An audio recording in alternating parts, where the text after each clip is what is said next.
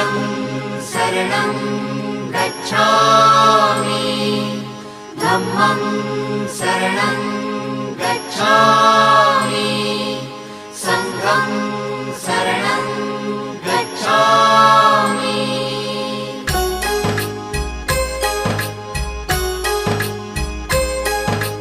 बुद्धं शरणं गच्छामि धम्मं शरणं गच्छामि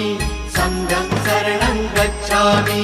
त्यागमूर्ती तू शांत चित्त तू योग रूप संसारी